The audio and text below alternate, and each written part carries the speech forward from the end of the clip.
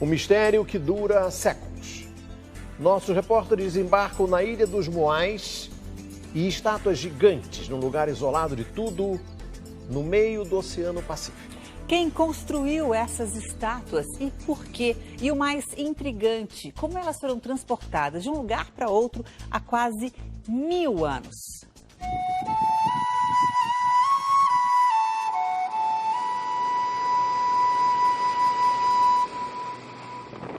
O lugar mais isolado da Terra. Também um dos mais belos e enigmáticos do planeta. Nenhuma civilização cresceu tão distante de outra. E nenhuma outra deixou um legado como este. Centenas de estátuas, criteriosamente posicionadas,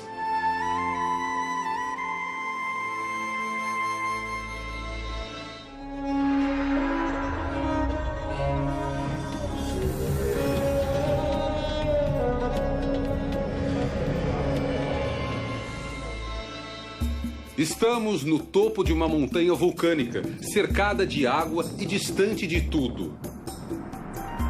Veja, a ilha no Oceano Pacífico fica a 3.750 quilômetros de Santiago, no Chile, 7.500 de Honolulu, no Havaí, e a 4.200 quilômetros do Tahiti, na Polinésia Francesa. Em centenas de lugares da ilha existem grandes plataformas de pedra como esta aqui atrás, onde os moais foram posicionados um do lado do outro, perfeitamente alinhados. É o que se chama na língua Rapa Nui de arro.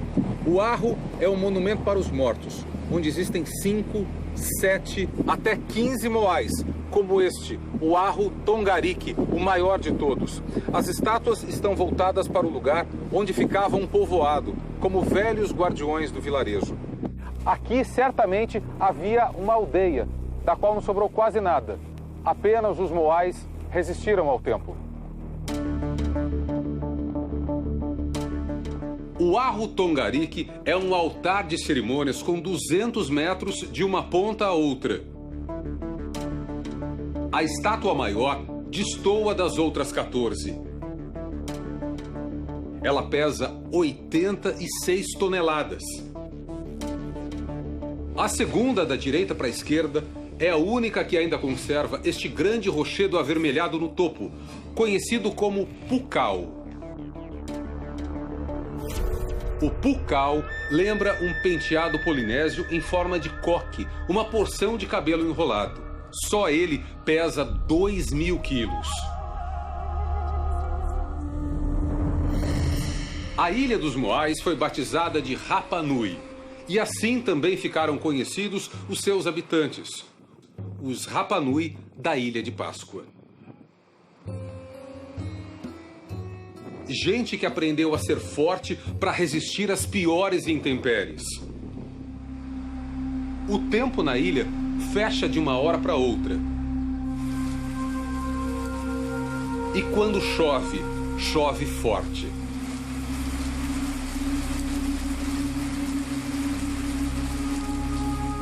Além do clima hostil, aquele pedaço de terra já foi sacudido por terremotos e varrido por tsunamis, que não pouparam os moais. As 15 estátuas do Arro Tongarike vieram ao chão e ainda foram arrastadas pelo mar no tsunami de 1960. Com o apoio de um super guindaste doado por uma companhia japonesa, os moais, um a um, foram recolocados na plataforma.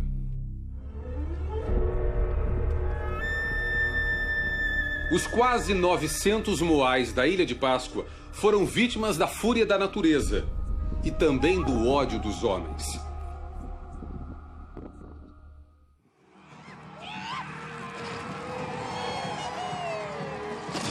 Derrubar os moais da tribo inimiga era o que faziam os vencedores de uma batalha.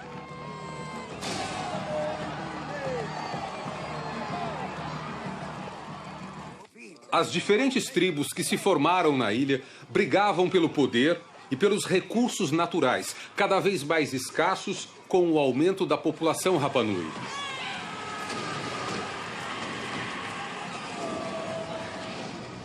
Quando os holandeses chegaram aqui, na Páscoa de 1722, devem ter se perguntado: quem esculpiu estes monumentos? Por quê? E como? Como ergueram os gigantes de rocha e os moveram de um lugar para outro?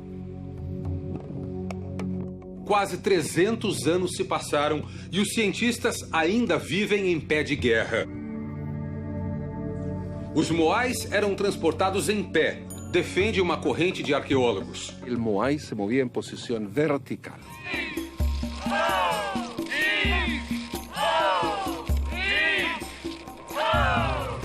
Um outro grupo diz que não. Os moais rolavam sobre troncos de palmeiras. Horizontalmente, e não verticalmente. Não verticalmente.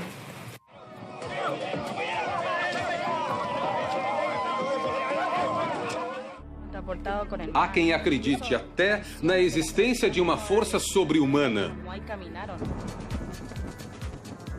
Conhecendo a ilha, que hoje pertence ao território chileno, como também não se perguntar: que civilização genial foi essa? E como foi parar naquele ponto perdido do mapa? Os homens que habitaram a Ilha de Páscoa teriam saído de arquipélagos a nordeste da Nova Zelândia, onde ficam as ilhas Fiji, Tonga e Samoa. A migração ocorreu entre 300 e 1000 anos depois de Cristo. Uma parte ocupou a Ilha de Páscoa. Outra subiu na direção do Havaí, que hoje pertence aos Estados Unidos. Os idiomas tradicionais falados nestes 3 pontos do mapa são diferentes, mas a raiz linguística é a mesma, o que reforça a teoria migratória.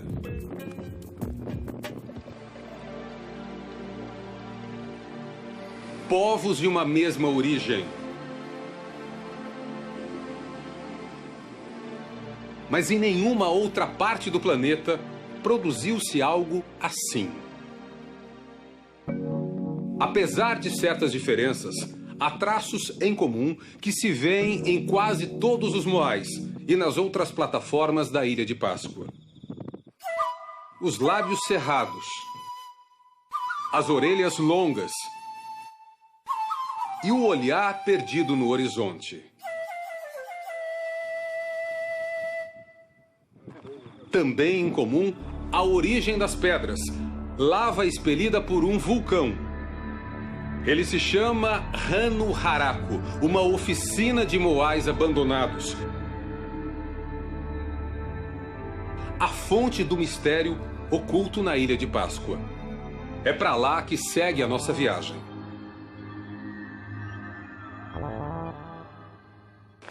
Este caminho nos leva da base do vulcão até o topo da cratera. E ele contorna a parede externa, onde existem vários moais que talvez não tenham sido transferidos para o ponto final. É como um grande jardim de moais. Quantas perguntas que surgem quando a gente passeia por um lugar como esse. Lindo, incrível. Quem nos guia pela borda do vulcão é uma das maiores autoridades do mundo na pesquisa da cultura Rapa Nui, o arqueólogo Sérgio Rapo, nascido na Ilha de Páscoa. Todos estos moai foram fabricados para levá-lo e colocar frente. Ele nos explica que todos aqueles moais seriam levados até as vilas. A representação escultural dos antepassados, diz o especialista, era mais importante até do que os deuses. Que os deuses mesmos. Primeiro, Sérgio nos mostra estátuas prontas e deixadas para trás. Dali em diante, a mística civilização entrou em colapso e quase desapareceu. Guerras tribais e canibalismo dizimaram parte dos 20 mil habitantes. Doenças trazidas da Europa também mataram o povo Rapa Nui. Aqueles que sobreviveram foram vendidos como escravos na América do Sul. Restaram pouco mais de 100 habitantes nascidos na ilha e um acervo imenso de obras inacabadas.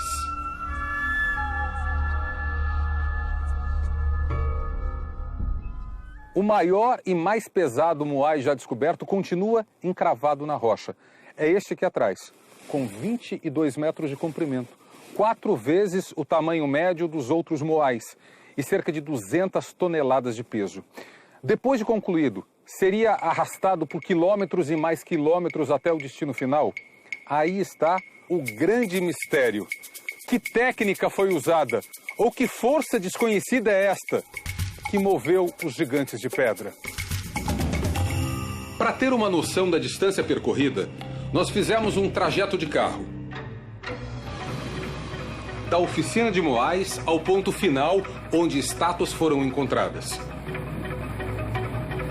Uma câmera presa ao carro vai gravar o caminho sem cortes. Cruzamos a ilha de uma ponta a outra e começamos a subir.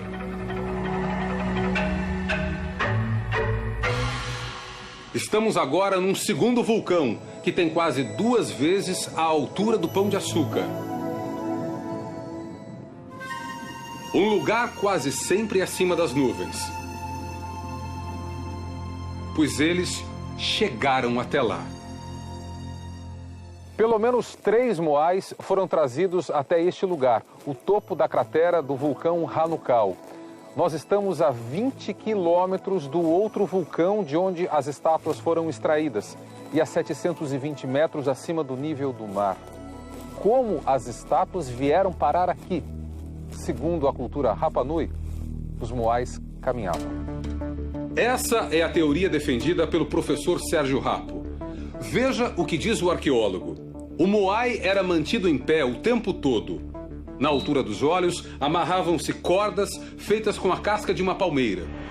2 grupos de homens se dividiam na tarefa de balançar a estátua de um lado para outro.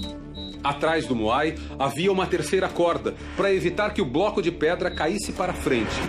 Passo a passo, a estátua se movia. Será que dá certo? Pensaram 2 arqueólogos dos Estados Unidos. Com o apoio de um canal de TV americano, eles fizeram uma réplica de concreto com 4,5 toneladas e botaram o Moai para andar.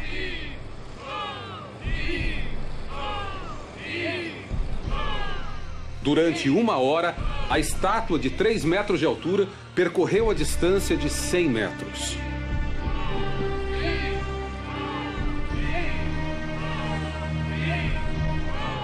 Musculatura. O professor Sérgio Rapo estava mesmo certo? Não, diz esta arqueóloga. Há uma falha na teoria dele, afirma esta outra. Mueve através do poder que eu tenho em minha mente. Susana Narroy trabalha para o Parque Nacional Rapa Nui. Ela cita um trabalho científico que revelou: a palmeira de onde supostamente foram fabricadas as cordas havia sido extinta no ano de 1000 depois de Cristo, muito antes da existência dos Moais. Não teria o suporte necessário porque os árvores para generar a matéria-prima. Logo, segundo Susana, tudo ainda é uma incógnita. Incógnitas existentes no desenvolvimento da pré-história da ilha. Sônia Cardenali, também nascida na ilha, defende uma outra teoria. O Moai era mantido de barriga para cima, preso a uma estrutura que lembra uma grande maca feita de madeira. Seriam troncos de uma palmeira comum, diferente daquela de onde se extraíam as cordas. Para mover o Moai, a estrutura toda teria que deslizar também sobre palmeiras, dispostas em paralelo, como trilhos de um trem. Esta segunda teoria também foi testada na prática. E funcionou.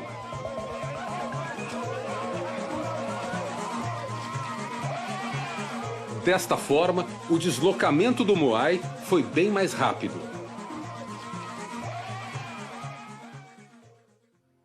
A professora Sônia lembra: por muitos anos houve palmeira. Toda a ilha era coberta de palmeiras. É o que mostram as escavações.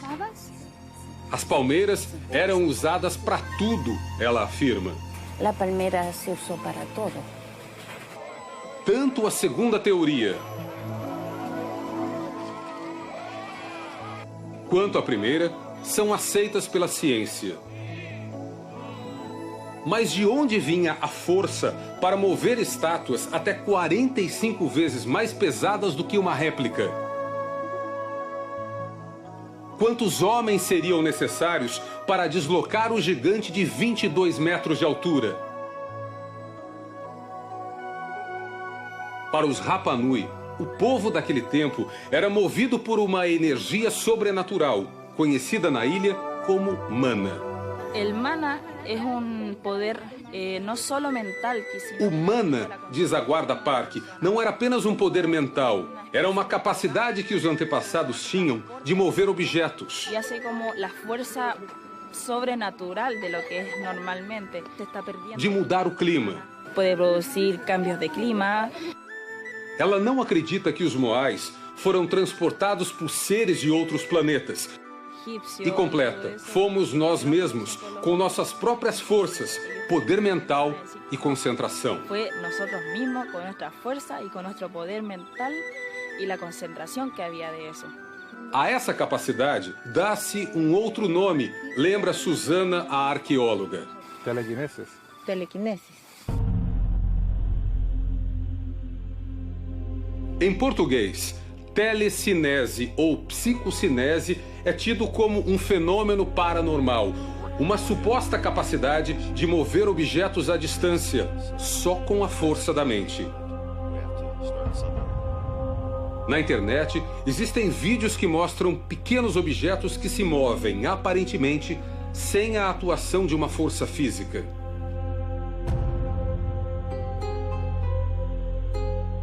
Nada que se compare ao tamanho e ao peso de um Moai.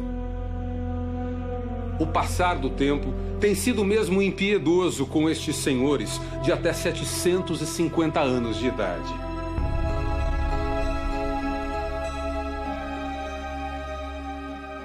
Mas a preservação dos colossos de pedra deixou de ser um interesse apenas da economia local. Há 2 décadas, os Moais foram elevados ao status de patrimônio da humanidade. 40% da superfície da ilha pertencem a uma unidade de conservação, o Parque Nacional Rapa Nui, um imenso museu a céu aberto, delicado e sensível à presença de estranhos.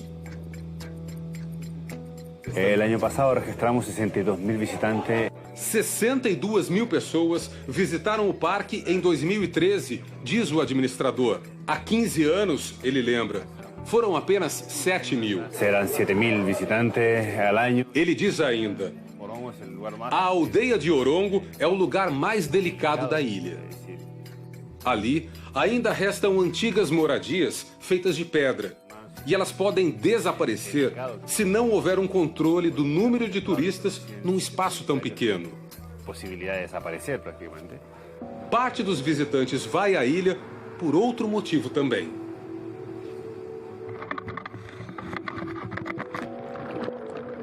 Quem nos acompanha agora é um mergulhador experiente, nascido e criado na ilha.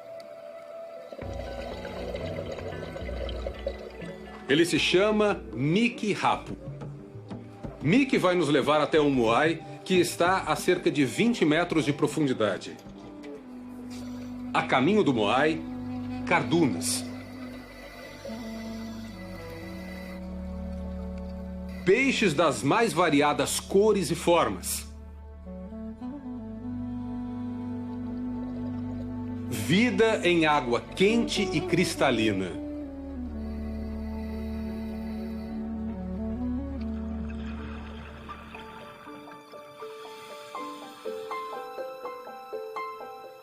A estátua lembra muito as antigas, mas foi feita em 2004. Uma encomenda do próprio Miki em homenagem ao avô paterno.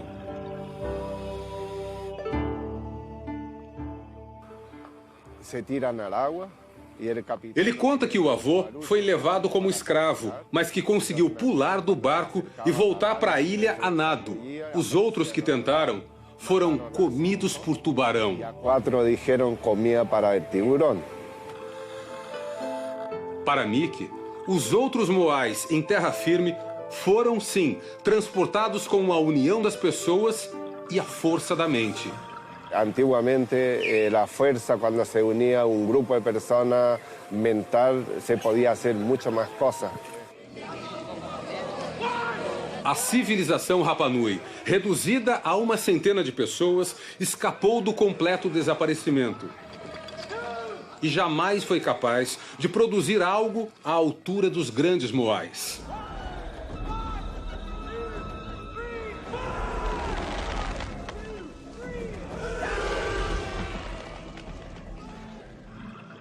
Com exceção de uma réplica modesta ou de outra para fins científicos, quase nada mais foi esculpido na rocha. A arte imitou a vida e entrou em declínio. O professor Sérgio Rapo nos chama a atenção para os detalhes do moai em madeira, que ainda hoje é feito na ilha. O nariz para baixo, as costelas aparecendo e a posição curvada, ao invés de ereta. En vez de tener una postura así erguida, muestra una posición de hambruna. E ele diz ainda, é um contraste da fase de plenitude com o tempo de decadência. Y el tiempo de decadencia. Além da imponência das obras em si, além da quantidade de esculturas já descobertas, há um legado científico ainda não revelado para o mundo. Os Rapa Nui, no passado, diz o professor, pensavam, me dê uma pedra e não se preocupe, pois sei como movê-la.